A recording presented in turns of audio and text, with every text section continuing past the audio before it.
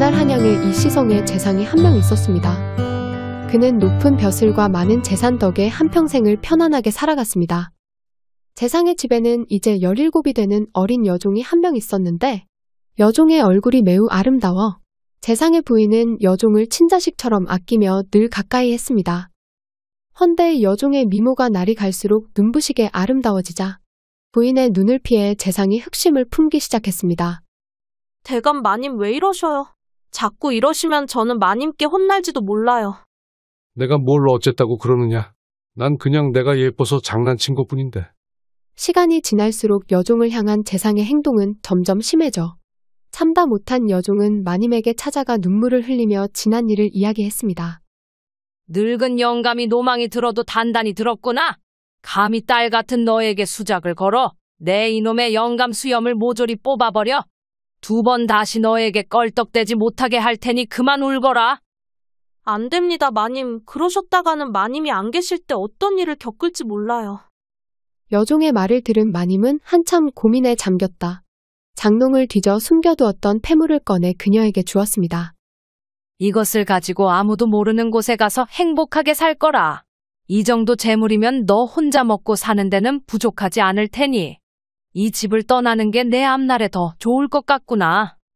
네, 이제껏 마님이 키워주시고 보살펴주셨는데 마님을 떠나서 저 혼자 어떻게 살아가라고요.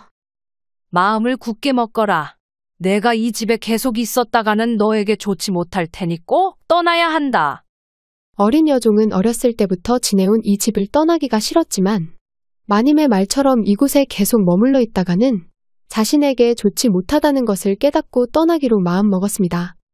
다음 날 해가 뜨기 전 새벽에 마님은 아무도 모르게 여종을 집안에서 떠나도록 해주었습니다. 잘 살거라. 마음을 단단히 먹어야 한다. 알겠느냐? 네, 마님. 마님도 강령하셔요. 내 걱정은 말고 어서 가거라 어서. 여종은 떨어지지 않는 발걸음을 옮기며 몇 번이나 뒤돌아보았고 마님은 여종의 모습이 보이지 않을 때까지 우두커니 서서 바라만 보았습니다. 재상의 집을 나와 얼마나 걸었을까? 여종은 자신이 한 번도 와보지 못한 곳에 도착해 큰 강이 보이자 강물을 바라보며 자신의 신세를 한탄했습니다. 이제 어딜 가서 살아야 하나. 여종이 넋을 놓고 있을 때 갑자기 발걸음 소리가 들리더니 누군가 그녀의 앞에 나타났습니다. 젊은 처녀가 이런 시간에 강가에서 뭘 하는 것이오? 갑자기 들려온 말에 여종이 놀라 쳐다보자 웬 젊은 선비가 그녀의 곁에 와 있었습니다. 그것이 오갈 데가 없는 처지라 그냥 강물을 보고 있었습니다. 혹시 좋지 못한 생각이라도 하는 것 아니오? 좋지 못한 생각이라니요. 이곳에서 생을 마감한 사람이 여럿이라 그렇소. 그렇군요. 선비의 말에 여종은 슬픈 눈으로 강물을 쳐다보았고 선비는 그런 그녀가 불안해 다시 말을 걸었습니다. 갈 곳이 없으면 나와 함께 가는 것이 어떻소? 네. 선비의 말에 여종이 놀라 묻자 선비가 안심하라는 듯 웃음을 띄우고 말했습니다. 오해하지 마시오. 나쁜 뜻이 있어서 그런 것이 아니라 마침 나이 드신 어머니를 모시고 있어 집안일을 해줄 사람을 찾고 있었소. 큰 돈이야 못 주겠지만 나와 함께 가면 먹고 잘 곳은 걱정하지 않아도 돼요. 그제서야 여종이 선비를 자세히 쳐다보자 이제 25 정도 돼 보이는 데다 얼굴이 준수하고 행동이 단정해 허튼 짓을 할 인물로는 보이지 않았습니다. 여종은 선비를 향해 말없이 고개를 끄덕인 후 그를 따라 선비의 집으로 가보자 그녀를 본 선비의 어머니는 기뻐하며 말했습니다. 일할 사람을 구해온다더니 어디서 색시감을 구해온 것이냐. 어머니 그게 아니라 집안일을 돌봐줄 사람입니다. 뭐 이렇게 고운 처녀에게 집안일을 시켜. 선비 어머니의 말에 두 사람은 난감했지만 그날부터 여종은 선비의 집에서 지내게 되었습니다. 아이고 그만하거라. 이렇게 고운 손으로 이런 힘든 일을 해서 어쩌노. 아니에요. 마님 이 정도는 아무것도 아니에요. 아니 그 마님 소리 하지 말래도. 어머니라고 부르라고 하지 않았니? 선비의 집에서 살게 된 여종은 자신의 지난 일을 두 사람에게 이야기하자 선비의 어머니는 모든 것을 이해하며 그녀를 따뜻하게 대해주었습니다. 여종은 두 사람에게 고마워하며 선비와 그녀는 시간이 지날수록 서로를 좋아하는 마음이 생겼습니다. 그렇게 세 사람이 지낸 지 몇 개월이 지나고 선비의 어머니는 여종과 선비를 짝 지어주려 하자 두 사람은 신분의 차이를 뛰어넘어 부부의 인연을 맺게 되었습니다. 세월이 흘러 두 사람이 혼인 생활을 한 지 수십 년이 지나자 그 사이 재상의 집에서는 재상과 그의 부인이 나이가 들어 세상을 떠난 후에 그들의 아들들까지도 병에 걸려 일찍 생을 마감하였습니다. 집안의 대를 이을 자손이라고는 손주 한 명이 유일하게 남았지만 재상이 세상을 떠난 이후로 집안이 몰락하더니 수십 년이 지난 후에는 먹을 것을 걱정할 정도로 쇠락해 버리고 말았습니다. 할아버지 때까지만 해도 한양에서 알아주던 우리 가문이 먹을 걸 구걸해야 할 정도로 망했다니 어디서부터 잘못된 것인지 모르겠구나. 재상의 손주가 20이 가까이 되자 친척 중 한 사람이 찾아와 이도령에게 한 가지 제안을 해주었습니다. 내 할아버지가 살아있을 때 집안의 많은 노비들이 외지로 나가 터를 잡고 재물을 제때 보내지 않았다. 문서를 뒤져서 노비들을 찾아 그들에게서 재물을 걷어보거라. 예. 그들을 찾는다 한들 수십 년이 지난 지금 그들이 재물을 내놓겠습니까? 안 내어놓으면 관에 고발이라도 해야지. 국법이 있는데 무슨 걱정이 있느냐? 그의 말을 들은 이도령은 집안을 뒤져 노비 문서를 챙겨 그들을 만나기 위해 길을 떠났습니다. 이도령이 며칠이나 걸려 한 고을에 도착해 자신의 집안에 속해 있던 노비들을 찾아 그들에게 노비 문서를 보여주며 재물을 요구했지만 그들의 반응은 냉담하기만 했습니다. 자네들이 우리 가문에 속해 있으면서 수십 년 동안 공물을 보내지 않았었네. 그동안에 모든 공물을 내놓기는 어려울 테니 지난 2, 3년 것이라도 사람 수에 맞게 내놓아 주시게. 예? 갑자기 나타나셔서 그 큰 돈을 내놓으시라면 저희 형편에 맞춰 드리기 어렵습니다요. 그렇다면 얼마나 내놓을 수 있겠는가? 갑자기 나타난 이도령의 요구에 노비들은 불만이 많았지만 딱 잡아뗄 수도 없어 그에게 어느 정도의 재물을 주겠다고 약속하고 그날 밤 이도령을 어느 농가에서 재워주었습니다. 아니 몇십 년이 지나 큰 대감 마님도 아니고 새파랗게 어린 손주란 놈이 재물을 달라는데 그냥 다 내어줄 것이오. 그렇게는 안 되지. 우리가 피땀 흘려 벌어들인 재물인데 저 어린 것한테 그냥 줄 수 없지. 그럼 어떻게 하면 좋겠습니까, 형님? 그야 주인이 없어지면 줘야 될 상대도 사라지는 것 아니겠는가? 그날 저녁 노비들은 이도령을 향한 흉계를 계획했고 피곤해 지쳐 잠에 들었던 이도령은 여러 사람의 발소리와 소란스러운 소리가 들리자 잠에서 깨게 되었습니다. 뭔가 괴이한 느낌을 받은 이도령이 벽에 귀를 대고 바깥 동정을 살피자 그들이 말하는 소리가 들려왔습니다. 형님, 저는 허리가 다쳐서 저놈을 들쳐 얻기는 힘들 것 같습니다. 뭐야, 이제 와서 그런 소리를 하면 어쩌자는 게야? 저보다야 이 친구가 힘쓰는 것은 더 낫죠. 이도령이 귀 기울여 그들의 소리를 듣자 자신에게 딴 마음을 품고 찾아왔다는 생각이 들어 문을 벌컥 열고 도망을 치기 시작했습니다. 아이고, 저놈 잡아라. 어서 저놈을 잡아. 오늘 저놈을 놓쳤다가는 우리 모두 끝장이라고. 이도령이 힘을 다해 도망치자 노비들 또한 길을 쓰고 그를 쫓기 시작했습니다. 두 무리가 한참을 달리다 마을 어귀에서 그만 이도령이 돌부리에 걸려 나동그라지고 말았습니다. 잡았다, 이놈. 아이고, 숨차라. 이젠 그만 도망도 못 치겠지. 넘어진 이도령을 보고 노비들이 가까이 다가왔을 때 어둠 속에서 무엇인가 그들을 향해 다가오고 있었습니다. 뭐야 저건?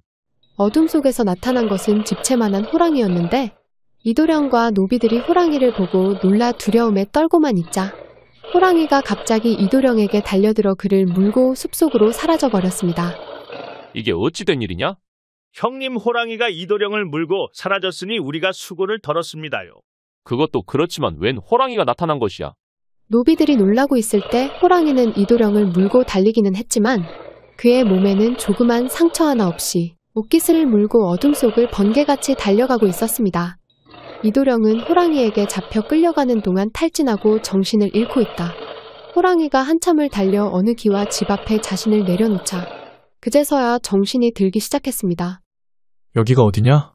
땅바닥에 누워있던 이도령이 고개를 들고 주변을 살펴보자 호랑이가 옆에 서서 자신을 바라보는 것을 보고 기겁을 하며 도망치려 했는데 호랑이는 오히려 조용히 그를 바라보고만 있었습니다. 그때 기와집에서 대문이 열리더니 누군가 이도령과 호랑이를 보고 놀라 소리쳤습니다. 어이쿠, 호랑이가 사람을 해쳤습니다. 그 소리에 집안에서 불이 켜지더니 장정들이 몽둥이를 하나씩 들고 나오자 그제서야 호랑이는 이도령을 한번 쳐다보고 몸을 돌려 숲속으로 사라졌습니다. 이보시오, 괜찮으시오. 집안에서 나온 사람들이 이도령을 부축해 집으로 데리고 들어가 그에게 물을 먹이고 돌봐주자 시간이 지나 이도령이 정신을 차렸습니다. 대체 어찌 된 일이오? 그것이 사람들에게 쫓기는데 호랑이가 갑자기 나타나 날 물고 이곳까지 데려다 주었습니다. 아니, 그것이 사실이오. 이도령이 자초지종을 말하자 집안 사람들은 이 기이한 일에 놀라고 있었는데 이소란의 안주인이 나와 이도령을 살펴보았습니다. 그런데 이 부인이 이도령을 바라보다 점차 안색이 굳더니 그에게 말하였습니다. 도령 혹시 한양 남산골에 사는 이대감 댁을 아시오? 부인께서 저희 집안을 어떻게 아십니까? 그렇다면 도령은 이 대감님의 손자가 되시오. 네, 제가 그분의 유일한 손자입니다. 이도령의 말을 들은 노부인이 떨리는 손을 꼭 쥐며 말했습니다. 어떻게 이런 일이 오늘에서야 하늘이 나에게 은혜를 갚을 기회를 주셨구려. 네, 그게 무슨 말씀이십니까? 노부인은 다름 아닌 지난날 이도령의 집을 떠난 여종이었고 그녀는 의아해하는 이도령에게 지나간 일들을 차분히 이야기해 주었습니다. 나는 어릴 때 도령 집에서 종살이를 하였지요. 도령의 할머니께서는 그런 나를 친딸처럼 아껴주셨고 나와 우리 집안이 지금처럼 부유해진 것도 도령의 할머니께서 주신 재물을 미천으로 이렇게 집안을 키우게 된 것이요. 이도령은 부인의 말을 들으며 자신에게 일어난 일들이 모두 꿈처럼 느껴져 말문이 막혔습니다. 세월이 몇십 년이 흘렀지만 나는 한시도 마님께서 내게 베풀어 주신 은혜를 잊지 않고 있었지요. 마님께서는 생전에 많은 덕을 베푸셔서 어려운 사람들을 도와주셨으니 도령이 오늘 저녁 어려움에 처했지만 하늘이 도우시려고 산꾼을 보내어 도령을 구하고 내 집까지 오게 하신 거군요. 노부인의 말에 이도령뿐만 아니라 옆에 있던 집안 사람들 역시 이 기이한 일을 믿기 힘들어했습니다. 그날부터 이도령은 이 집에 머물며 귀한 대접을 받았는데 노부인은 그를 위해 매일 좋은 음식을 대접했고 비싼 비단 옷을 지어 입히기까지 했습니다. 허나 그녀의 마음과는 다르게 노부인의 아들들은 이도령에게 하는 어머니의 행동에 조금씩 불만이 쌓여갔습니다. 어머니는 몇십 년 전에 이를 갖고 왜 저렇게 호들갑을 떠시는지 모르겠구나. 그러게요, 형님. 그깟 재물이야 이자까지 쳐서 갚으면 그만이지. 저 어린 녀석이 상전이라고 소문이라도 나는 날에는 저희 집안 체면이 구겨질 겁니다. 노부인의 아들들은 집안의 재산과 많은 하인들을 거느리고 있어 이 지역에서는 힘께나 쓰는 유지로 행사하고 있었습니다. 그런데 자신들의 어머니가 몸종으로 있었다는 사실이 소문이라도 나는 날에는 체면이 구겨질 것이라는 생각에 이도령에게 안 좋은 마음을 품기 시작했습니다. 연륜이 많은 노부인은 곧 아들들의 낌새를 눈치채고 늦은 밤 이도령을 조용히 찾아갔습니다. 도령 지내는 것은 편안하십니까? 너무 과분한 환대에 몸둘 바를 모르겠습니다. 헌데 집을 비운 지 너무 오래돼서 그만 떠날까 합니다. 이도령의 말에 노부인이 정색을 하며 말했습니다. 도령 지금부터 제가 하는 말을 잘 들으세요. 도령께서도 제 아들들을 보셨겠지만 결코 호락호락한 아이들이 아닙니다. 저 애들이 제 앞에서는 도령께 다른 마음을 드러내진 않았지만 도령이 혼자 몸으로 길을 떠나신다면 중간에 무슨 일을 당할지 모릅니다. 예, 그럼 저는 어찌하면 좋습니까? 노부인의 말에 이도령의 얼굴이 한순간에 창백해졌습니다. 나에게 한 가지 생각이 있는데 도령의 마음에 드실지 모르겠습니다. 어려움을 피해갈 수 있으면 무슨 일인들 못 따르겠습니까? 그렇다면 나에게 늦은 나이에 얻은 홍랑이라는 딸 아이가 하나 있습니다. 제 딸이지만 미모와 됨됨이가 대갓집 처녀 못지않으니 도령과 혼례를 올리는 게 어떠신지요?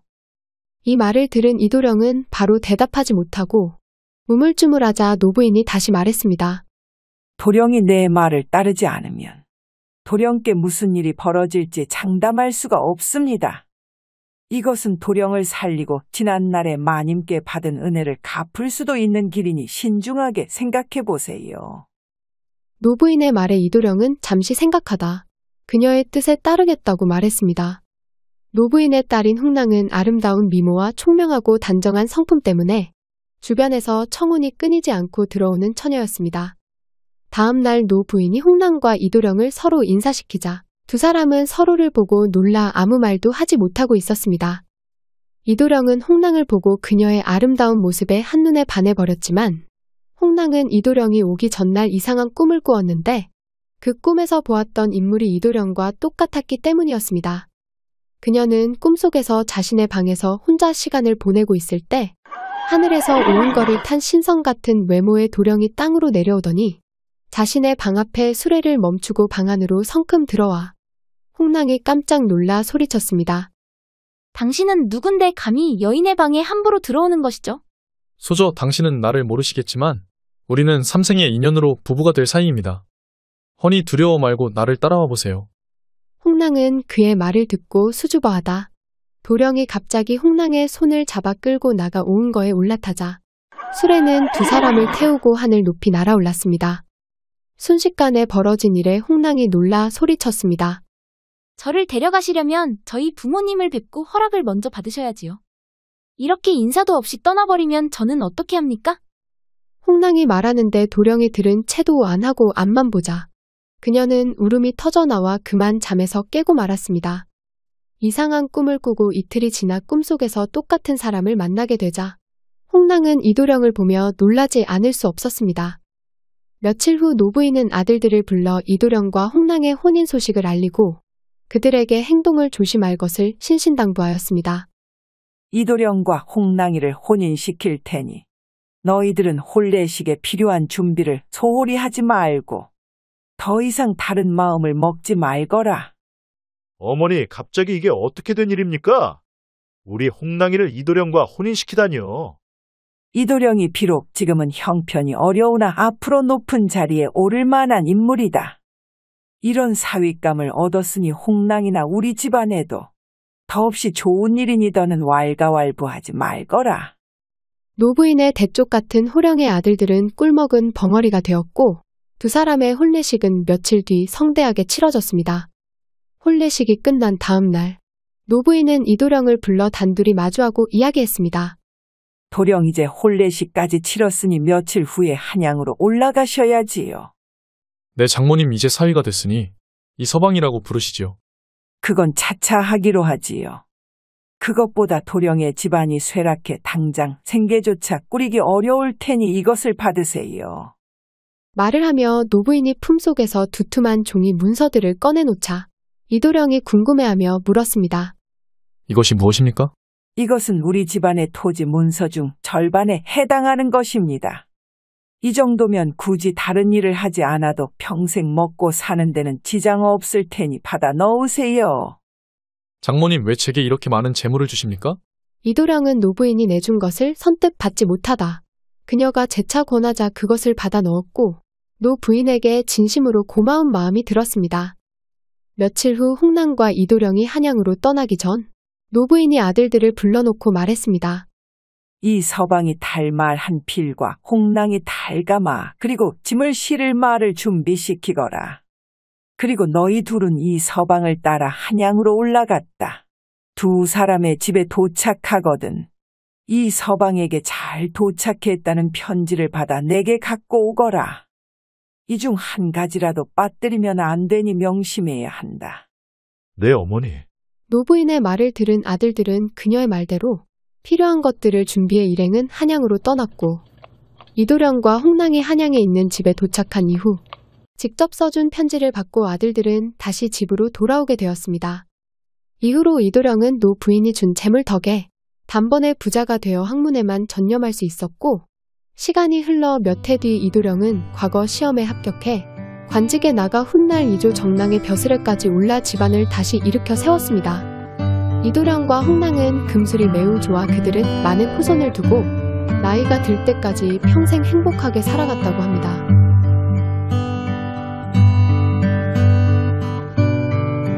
긴 영상 봐주셔서 진심으로 감사드립니다.